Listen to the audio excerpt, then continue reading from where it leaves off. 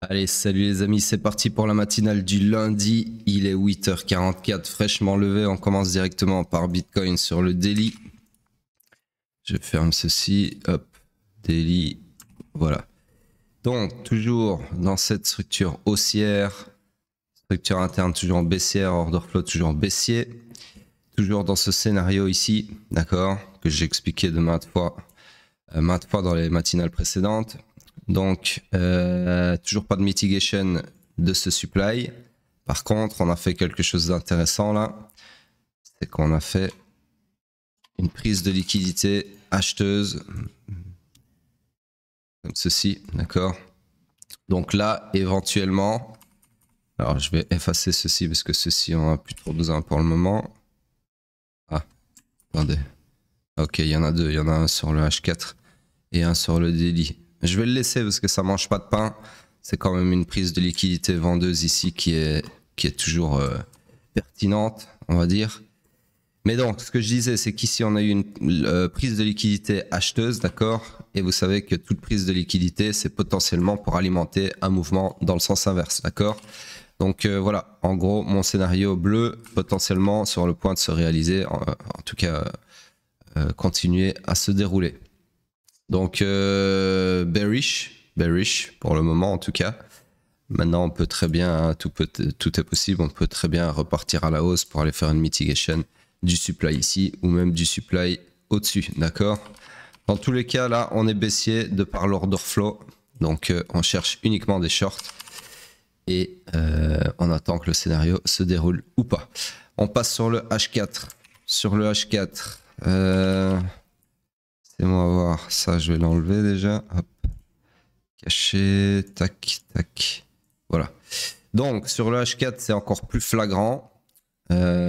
Puisque cette prise de liquidité, bien sûr, qu'on a vu sur le daily, ben, on la retrouve sur le H4. Comme ceci. Ok. Je vais mettre ça apparaisse uniquement sur le H4. Tac. Et en plus de ça, ici, on a un order flow qui s'est retourné à la baisse après la prise de liquidité. Donc, c'est ce que j'appelle chez moi un combo. Donc, un combo, pour moi, c'est une prise de liquidité, donc liquidity grab, suivi d'un choc, d'accord? Donc, ici, on a les deux. Et souvent, quand il y a un momentum qui accompagne ce choc, ce qui est le cas ici, hein, puisqu'on a quand même un bon momentum bearish, c'est un combo d'autant plus pertinent. Donc là, il y a de grosses chances, par rapport à ce que j'ai vu sur le daily et ce que je vois là sur le H4, qui le confirme en gros, il y a de grosses chances qu'on commence la semaine avec un dump, d'accord? Surtout qu'ici, on a de la liquidité vendeuse à prendre. Ce POI ici, donc en gros, on était toujours dans ce scénario haussier jusqu'à hier, puisque l'order flow l'était toujours. Mais là, maintenant qu'on a un order flow baissier, on n'a plus du tout ceci en vue. D'accord? Donc j'efface ce scénario qui est invalidé de par le retournement de l'order flow. Je vais un peu agrandir mon range. Donc ce range qui est haussier, structure interne toujours haussière, order flow maintenant baissier. Nous sommes donc dans le high pullback du swing run final. Donc du coup, on s'attend à quoi? High pullback, il peut aller jusqu'où? Le high pullback, il peut aller jusqu'au low protégé ici maximum, qui a déjà été sweepé ici, d'accord? Donc s'il faut se dire ici, en raisonnement logique, c'est que si l'order flow se retourne encore une fois à la baisse dans une structure interne haussière qui a déjà effectué un high pullback de maximum amplitude puisqu'il a déjà sweepé le strong low, bah, il y a beaucoup de chances que ce soit pour retourner la structure, d'accord? Ou alors, si on veut vraiment être optimiste, c'est peut-être pour aller prendre la liquidité vendeuse ici et puis alors repartir comme si de rien n'était. C'est possible aussi, d'accord? Tout est possible bien évidemment, mais voilà, nous on regarde en termes de probabilité, haute probabilité, et là un order flow qui se retourne à la baisse dans ces conditions que je viens de décrire, c'est potentiellement pour retourner la structure interne à la baisse, d'accord? On le saura bien assez tôt. Donc voilà, à voir. Ça, c'est le scénario interne. Maintenant, en termes de structure swing, eh bien, après un swing pullback, on s'attend à quoi? On s'attend à un swing run final, destination, l'accomplissement de la destinée swing, c'est-à-dire le run du week high ici. D'accord? Donc voilà, le scénario interne, en gros, il est baissier là tout de suite maintenant par rapport à l'order flow. mais le scénario swing est toujours haussier de par le IBOS ici. Okay, ceux qui n'ont rien compris, c'est normal, c'est ce qu'on apprend dans le mentorat, en tout cas une petite partie. Hein, là, tout ce qui est structurel, ce que je viens de faire comme raisonnement, ça s'appelle la market structure. C'est vraiment la base qu'on apprend dans le mentorat. Après, on voit des choses beaucoup plus élaborées, beaucoup plus poussées.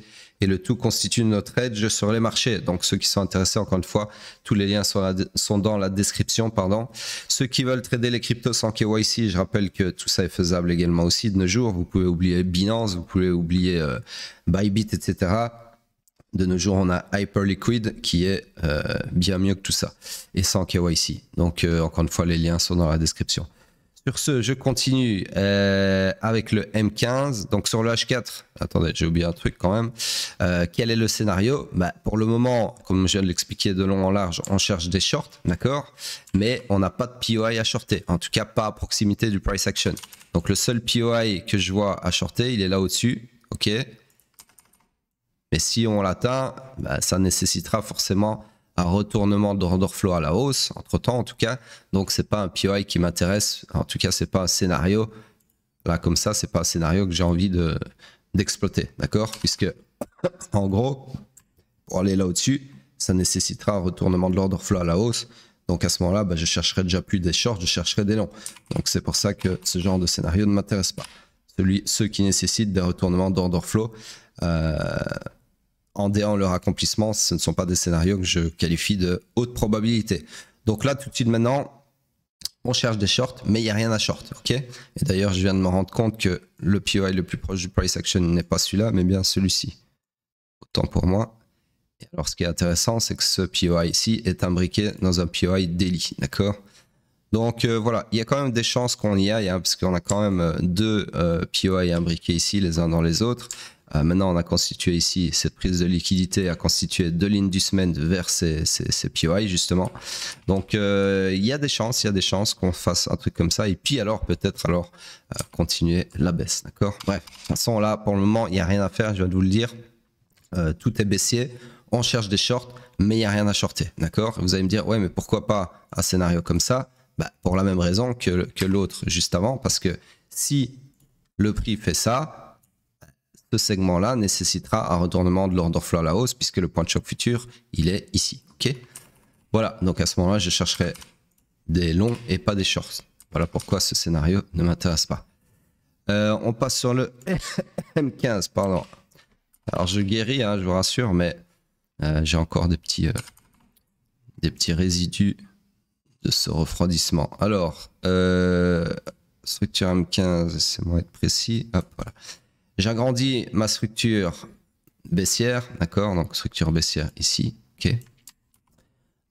Structure swing baissière, structure interne, eh bien, on est toujours dans la même structure interne haussière ici. L'order flow est baissier, d'accord? Et ici, on voit directement qu'on a supé le week high interne. Donc c'est le fameux liquidity gap qu'on a vu sur le daily et sur le H4. Bien évidemment, on le retrouve aussi sur le M15. Donc je vais le cacher sur le reste. Hop, voilà. Donc en gros, ici nous sommes dans le high pullback du swing pullback. On cherche donc des shorts, d'accord? Alors vous voyez que ici ce POI, je vais vous couper ça. Vous voyez, si vous suivez les matinales depuis un moment, je vous avais dit qu'ici c'était un bel endroit pour chercher des longs.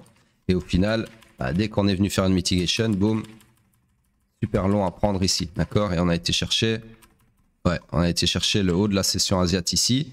Et je pense bien même, et le haut de la session asiatique du jour d'avant, d'accord? Donc il a été supé les deux hauts de session asiatique. Et puis alors là, on est en train de revenir dedans. Je pense, c'est bon, on va remettre le présent. Voilà, ouais. On est en train de revenir dedans. Et surtout, on l'a invalidé ici, d'accord? Donc ceci a été invalidé, mais ce POI là a très bien fonctionné pour des longs précédemment. Donc tout ça pour dire quoi? Tout ça pour dire que on cherche des shorts pour jouer le high pullback. Et donc le seul POI à short le plus proche du price action, ça serait celui-ci. Donc là tout de suite maintenant, c'est moi juste regarder un truc. J'ai encore un peu agrandir ça. Hop. Voilà, donc là tout de suite maintenant, le scénario HP sur le M15, ça serait ceci, d'accord? D'autant plus qu'on a de l'inducement ici vers ce supply. Pardon. Donc, on passe sur le pétrole, puisqu'on est lundi. Le pétrole, hop, en daily. Bah voilà, mon scénario s'est réalisé pile poil, sauf qu'on n'a pas eu malheureusement de mitigation de cette demande. Laissez-moi juste cacher ceci. Hop, hop, hop, voilà. Donc en gros, on est toujours dans une structure baissière puisqu'on n'a pas encore clôturé cette bougie. Donc il faudra attendre la clôture pour voir si on a retourné la structure baissière à la hausse, d'accord? Mais pour le moment, c'est pas le cas. Pareil pour la structure interne, toujours haussière. Faudra attendre la clôture de la bougie actuelle aussi pour en savoir plus. L'order flow toujours haussier, donc nous sommes toujours dans le iron final du swing pullback, ouais. Donc scénario accompli, donc ça je peux l'enlever. Et là on cherche toujours des longs donc. Et le POI sur lequel on pourrait chercher des longs, c'est celui-ci, malgré le fait qu'il n'est pas encore confirmé, puisqu'il le sera à la clôture de cette bougie-là, d'accord? Si elle confirme le FVG, le FVG ici, ok? Alors je vais juste agrandir un petit peu mon range, comme ceci, voilà. Alors on passe sur le H4, donc en gros, hein, je vous mets le scénario quand même. Là on cherche des longs comme ceci. Alors la target, ce serait le plus haut, hein. Tout simplement. Alors H4, juste cacher ceci d'abord. Voilà. Donc toujours dans cet énorme range ou pas? Non, on n'y est plus puisqu'on a enfin clôturé une bougie ici au-dessus, enfin au-delà du range. Donc là on a retourné la structure. Quand je dis range, structure, c'est pareil, c'est des synonymes chez nous. Donc on a retourné cette structure H4 à la hausse. Laissez-moi donc la mettre à jour. Je dois zoomer ceci parce que sinon je vois rien. Donc le plus haut il est là, 60. Ensuite je viens aimanter mon BOS là. Ma structure je l'efface.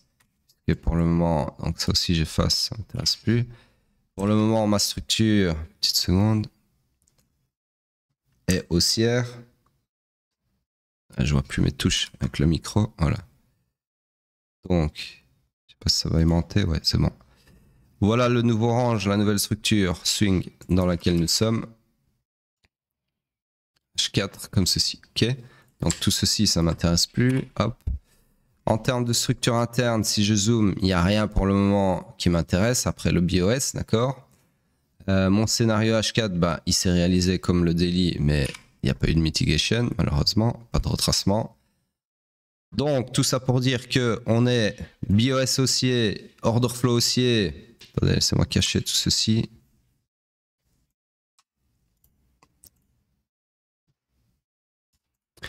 Donc tout est fully aligned à la hausse. Du coup, on cherche quoi? On cherche des longs. Le POI le plus proche du price action pour chercher des longs, c'est celui-ci. Et donc mon scénario, c'est quelque chose comme ceci. Ok. Voilà. Allez, on passe sur le M15. Donc le pétrole est bien bullish en début de semaine. Même fin de semaine passée, hein. C'était déjà le cas. Donc le M15, lui, qu'est-ce qu'il a fait? Bah, il s'est retourné forcément à la hausse ici pour faciliter le retournement à la hausse en H4 également. Et tout ce momentum bullish qu'on a vu en daily. Ensuite, il s'est perpétué à la hausse ici. D'accord. Donc là, on a une nouvelle structure M15 qui est comme ceci. BOS là. Structure ici. M15. Tout ceci ne m'intéresse plus. Hop. Récupère le POI ici. Et on analyse tout ça. Oups. Donc, structure haussière. Structure swing haussière. Le BOS ici, il est confondu avec le choc. Hein, ils sont au même endroit. Donc, on est fully aligned à la hausse comme sur le H4. On cherche donc des longs. Le POI le plus proche du price action pour chercher des longs. Bah, comme par hasard, il est imbriqué dans le H4. Donc voilà. En gros, vous avez ici le même raisonnement, grosso modo, chercher des longs comme ceci. Ok. On passe sur Bitcoin sur le weekly.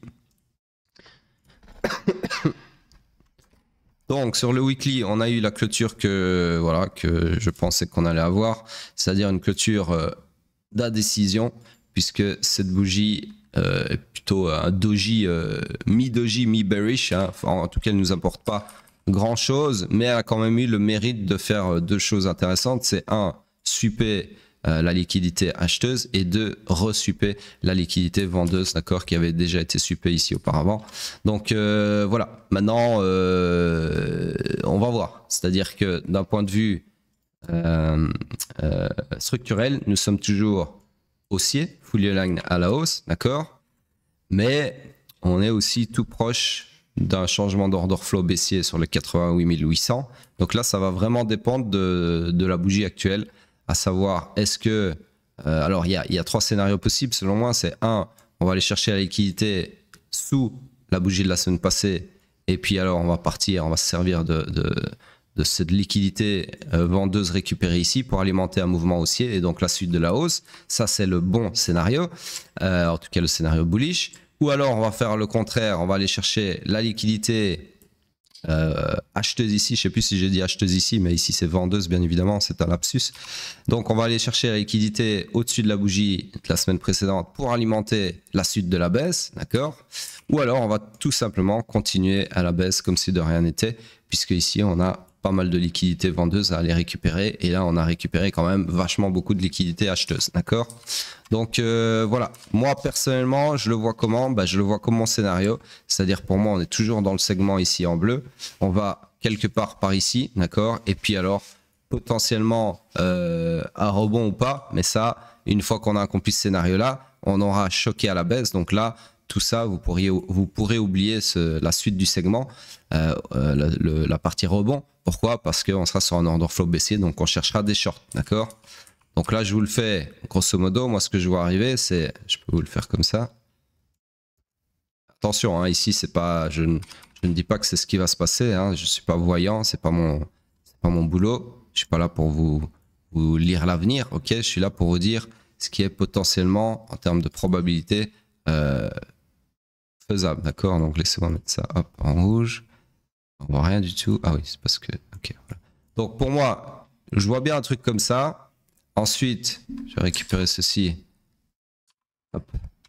Donc si on a une bougie comme ça, forcément on va choquer à la baisse comme ça.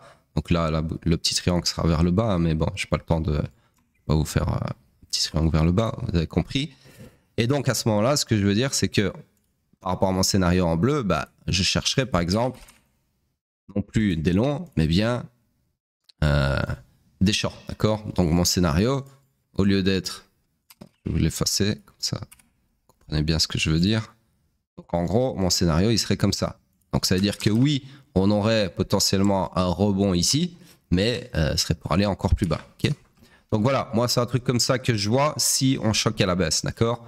Et là je peux vous dire que ce serait potentiellement aussi le début du swing pullback de cette structure haussière, d'accord? Et donc potentiellement un bear market. Tout est possible, ok? Alors il y en a qui vont me dire ouais mais il y a Trump investiture le 20 janvier je crois, il va faire remonter tout ça, blablabla. Trump c'est pas Dieu, d'accord? Donc Trump il fait des choses, c'est vrai, mais je pense que tout ça a déjà été pricé. C'est d'ailleurs pour ça qu'on a eu des belles... si vous regardez l'élection, c'était quand? C'était début novembre. Regardez, vous voyez, ça c'est, si je me trompe pas, hein, parce que je regarde jamais les news, mais en gros, Trump, son élection, c'était grosso modo là. Voilà, ça a été pricé ici, le fait que Trump va devenir président, d'accord? Maintenant, c'est pas parce que il va se faire, je sais pas comment on dit, mais c'est pas parce qu'il va y avoir l'investiture le 20. Donc le 20, c'est quand? Ça sera la semaine. Si vous regardez, ça sera quelque part ici. Alors on peut ranger comme ça jusqu'au 20 et puis avoir un truc comme ça, et là les gens diront ouais c'est Trump, c'est Trump. Alors ça personne n'en sait rien, c'est peut-être Trump, c'est peut-être pas Trump, il y aura peut-être d'autres choses qui font que, mais bref, c'est pour ça que je m'en fous des news. Moi c'est pas ça qui je veux dire, vous pouvez pas grâce aux news anticiper le price action, ok? Parce que bien souvent le price action c'est déjà anticipé avant même la sortie des news, ok? Déjà il y a ça, donc c'est ce qu'on appelle les insiders, etc. Bref, il y a plein de choses, c'est extrêmement compliqué d'être bon et surtout d'anticiper l'analyse fondamentale uniquement avec l'analyse fondamentale. Sinon, on serait tous milliardaires juste avec les news, d'accord? Et on se ferait pas chier à faire de l'analyse technique.